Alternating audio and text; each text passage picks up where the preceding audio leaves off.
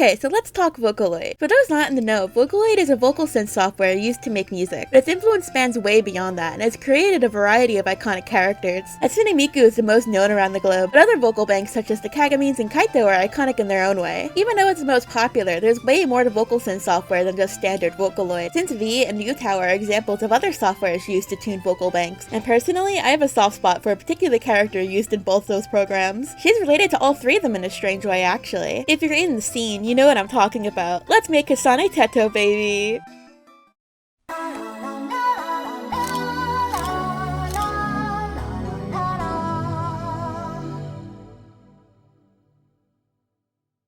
Hey y'all, my name is Biscuit and welcome to my channel, Binky and Biscuit. Finally back to the usual after my little doll break. I mentioned this in my blog, but the last doll I made, Floundroid, took a lot out of me. So I wanted to deviate from the usual on my channel and try something new. But it's good to be back to the usual routine. It's comforting in a way. And there's no better way to be back than to do a project I've been anticipating for a while now. And that's me making a doll of Kasane Teto. I've always been so biased towards Teto when I first started listening to old Vocaloid and UTAU music. Before I knew the difference, if someone asked me who my favorite Vocaloid was, I'd always say Teto. If there's a song I like that someone made a cover of with her, you best believe it was on my playlist. Honestly, I just love her voice and design. Seeing Teto get into this public spotlight with the help of her new voice bank has genuinely brought me so much joy. So today we're gonna add to the Teto renaissance by making a doll of her. There's two main designs of Teto you can classify as official, I guess, and that is the look associated with her UTAU voice banks or the look associated with her new Synth V release. For the purposes of this video, I'll be making a slightly altered version of the newer redesigned Synth V Teto. It's up to personal taste, whatever people choose, of course. I just wanted to do the redesign since it gives her more of a distinct identity compared to the other characters in her genre. So with that said, let's get the ball rolling with some sketching. Teto's Synth V outfit is fairly complicated looking in terms of detail, so the goal of these sketches is to familiarize myself with the design and find a way to show off how much detail she has without it looking cluttered. Dolls only give you so much space to work with here, so that requires me to pick and choose what's most important to show on the final product. This first page here is just some general doodles to get myself comfortable with how her general silhouette looks. I mostly scribble in details as more of a placeholder.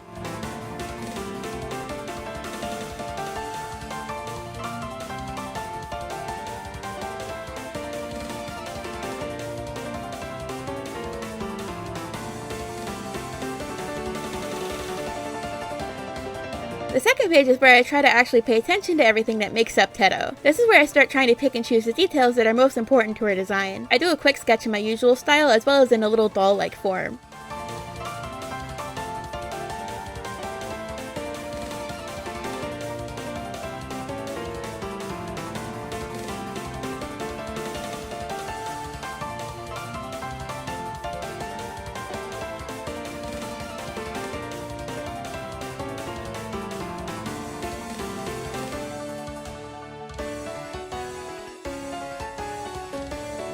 I also wrote in some notes for myself on how I want to do certain pieces. I kind of have an odd idea on how I want to do her signature drills, but I'll get to that later.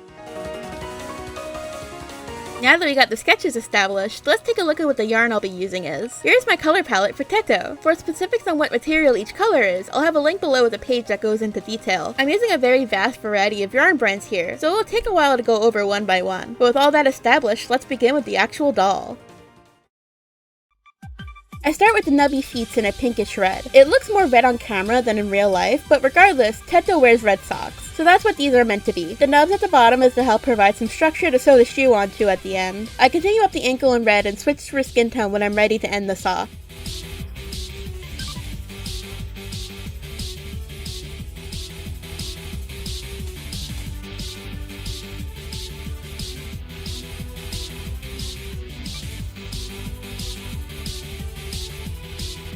To form the leg, I just keep going up from here with standard single crochets around. At the final row, I add a little bit more red because I prefer to make my dolls with skirts have little undergarments under there. I frequently forget to add them, but for some reason I feel like if I don't, they'll get cold and I feel bad for them even though they're not real. With the legs done, I begin the process of stuffing and detaching armature joints from the bulk. For the uninitiated, armature joints are little pegs that fit into one another, and they allow for free movement of the doll. I tried them out on my last main project with major success, so I'm gonna try it again for Kasane Teto here. She'll be even more posable since she won't have huge clunky wings in the way like Floundroid did. When the armature is set with my pliers and my hand stops aching from how much force it takes to get these things to attach, oh my goodness, I start the second leg. It's basically just repeating the same steps from the first.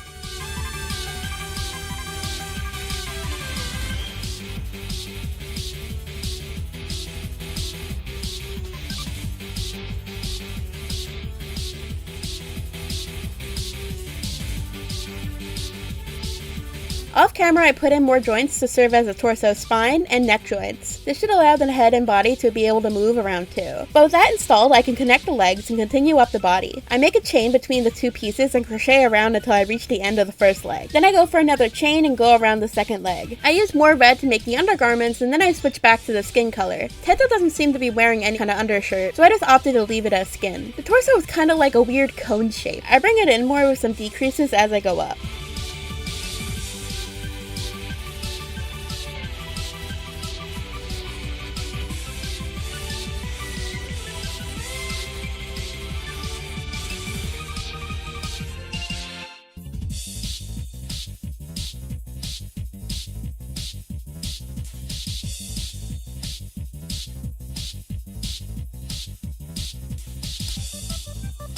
Next step is her arms. I know I said I really liked the pattern I made in the last video, but in hindsight I feel like I made the doll's hands a bit too big. So I'm going to tweak the pattern to make the hands a bit smaller and arms longer, so it stays in proportion. I begin at the skin color for the little hands and then switch to gray. Teto's sleeves are pretty much skin tight, so I just crocheted it to the body. The second hand is the same process and I do it off camera.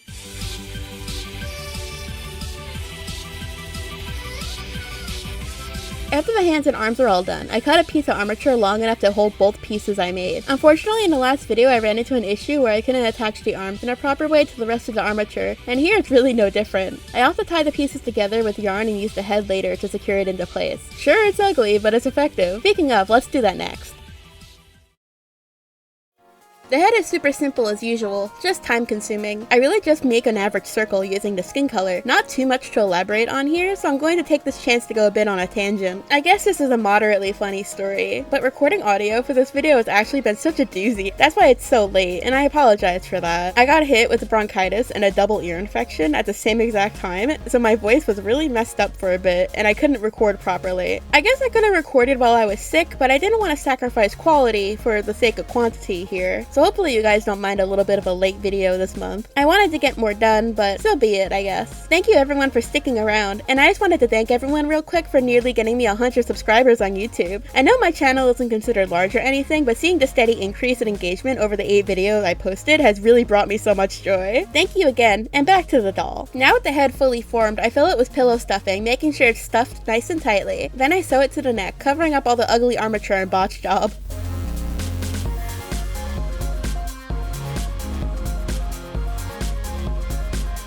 Now we have a fully posable body. She moves really well, similar to Flan. I know I keep comparing Teto to my last doll, but it just feels nice to acknowledge my changes and improvements, since they are both made using my new pattern. Next step is the face, so that means it's time to cut some felt for the sclera. I want Teto to have large round eyes, so that's what I aim to achieve when cutting the shapes. I was scared I made the eyes too big, but I persisted. I adjust the cutting to make it a bit less jagged and get to gluing the first eye onto the face.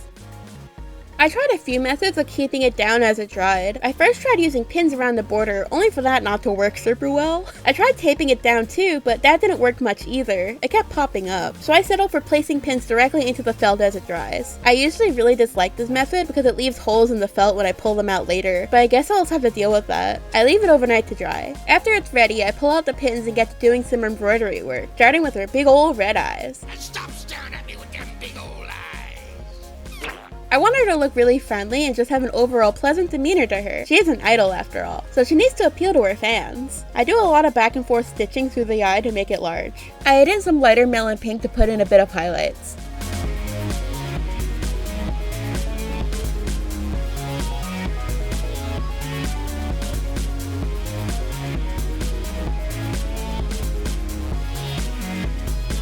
Then I add a border around the eyes and give her pupils. I use a thinner black yarn when I go ahead and add a border around the red, as well as starting to put in more facial detail.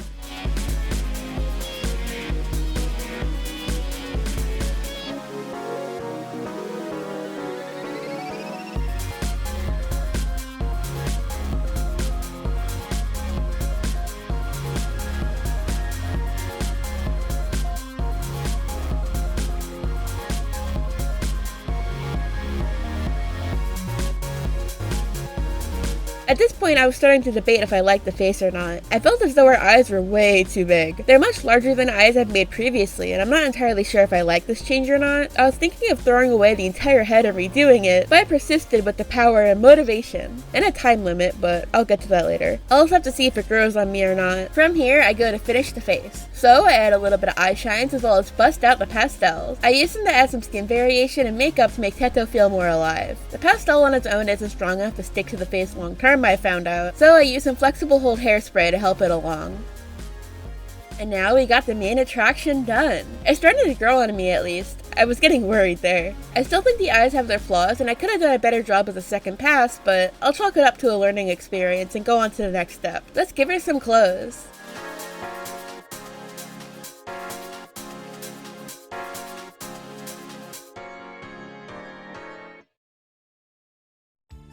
The first piece I'm going to make is her skirt. I start with the gray base of it, so I chain 30 around so it could circle the waist. I add some extra chains off of it since I expect the single crochets to cinch in a bit. I do 3 rows of subtle increases to ensure it matches the curvature of the body. This skirt is meant to be pretty flat, so I'm careful with the amount of increasing I do so it doesn't ruffle. I try the skirt on the doll frequently to ensure it fits.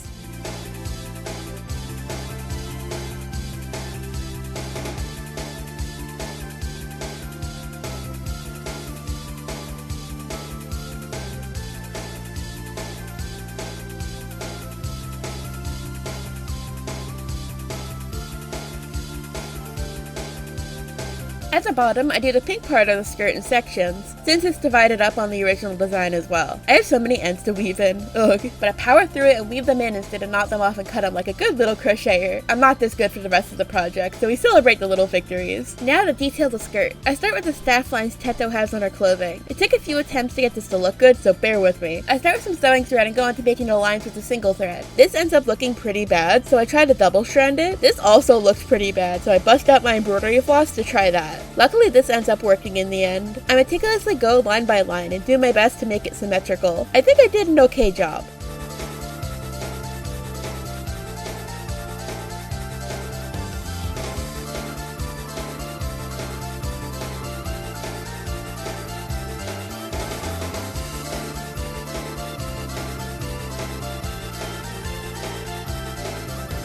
To finish up the detailing on the skirt, I use more embroidery floss, this time in gray. This will serve as the little zipper she has here on her skirt. I do a few stitches to secure them into place so that they won't move around as the skirt morphs. I cut the floss at the bottom and use some glue to make them look like little zipper pulls. Teto also has suspenders on her skirt, so I'll just use a single strand of black yarn to serve as that. And we are done with the base skirt. That was a lot of work, but we have much more to go. Just don't flip the skirt inside out. You don't want to see all the ugly strings and ends and bits. We'll be covering that up somewhat anyway, so let's do her petticoat. I make this a similar way I did the skirt, except I work it up with double crochets. It's meant to fill more space than look pretty, so I don't mind the gapping. I go around and around until I reach the bottom where I turn the double crochets into frills. This black yarn I'm using is actually really stiff though, so it took some patience to get it to do what I wanted and sit right. After it's all done and ruffled up, I sew the petticoat directly to Teto's body under the skirt. I'm glad I did the double crochets, it really helps the skirt have more volume.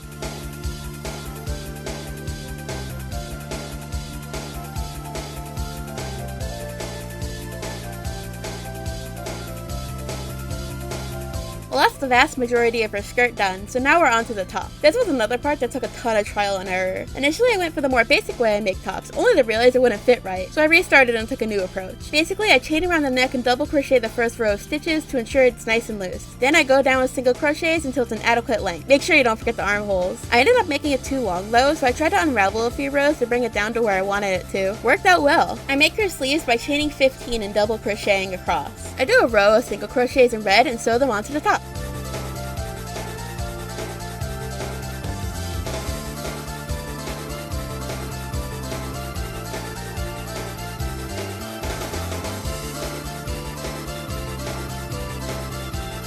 Then I embroidered the details of the shirt. I tried to add the embroidery of her top onto her sleeves, but I found the space was too small to reasonably fit any detail, so I omitted it. It harkens back to what I said earlier about picking and choosing details that are most important, but I did get to add the staff lines around her elbow area.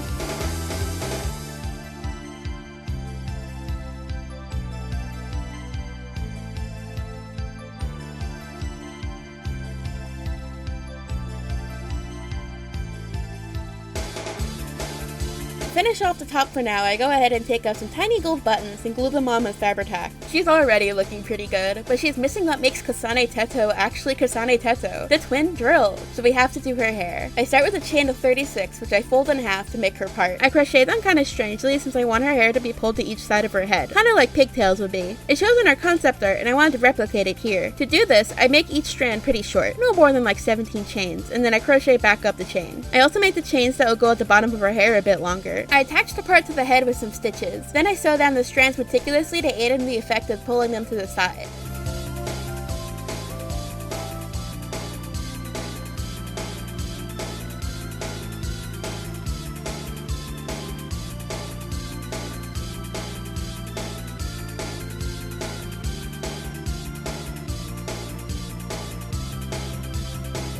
And here we go. It's looking kind of messy until we frame her face with her bangs, so that's what I do next. Her bangs have a very distinctive shape to them. They're quite anime, so I make another chain to make the strands off of. I try to plan where each strand will end up on the head to dictate its size. That way I can style it to look like Teto's bangs easier. When each strand is done, I go across the head and sew them down.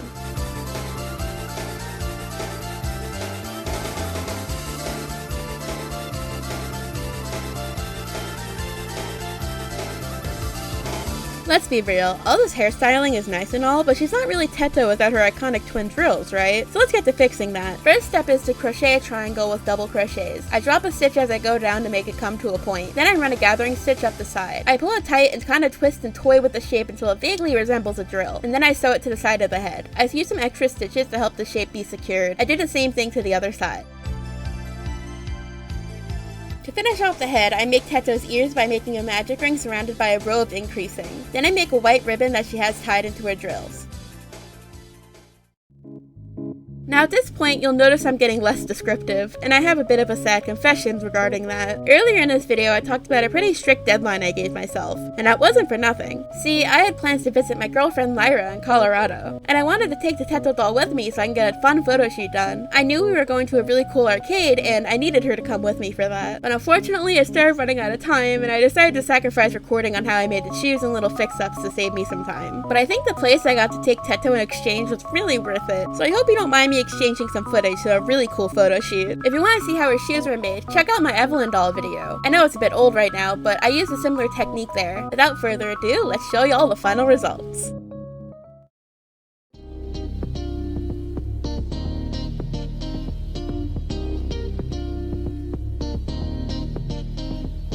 I absolutely love this doll. Maybe I'm biased because I have such a soft spot for Teto, but she's definitely one of my favorite projects I've ever made. I do have some critiques and gushes, so let's get through the negative before we talk positive. But what I could have done better, I feel like the drills are kind of small. In the moment, I felt like I made them small for the purpose of easy transport with my carry-on luggage, but I think maybe I should have just dealt with the space restraints. She would have went from like an 8 to a 10 in terms of quality in my opinion. Also, another critique I have is that I should have done a better job weaving in the ends. Unfortunately, a lot of strings would pop out during the photo shoot, so I had to do a lot of adjustments to make her look presentable before each picture. But as for what I like about Teto, it's definitely how I simplified her outfit. I think I did a really good job making her recognizable, but also not making her outfit too cluttered in the process. You can easily tell she's Kasane Teto with the important stuff. Also, she's very poseable, so I had fun putting her in different poses for the photos. This doll was really fun to make. But most importantly, thank you so much for watching. I really enjoyed this project, so I look forward to making more of my comfort characters in the future. I do want to make some original characters too, so let me know what y'all think of that. The next video I'm deciding between 2 ideas, so you'll just have to wait and see. So with that said, I hope you enjoyed the process of me making the #1 UTAU diva. Bye bye now!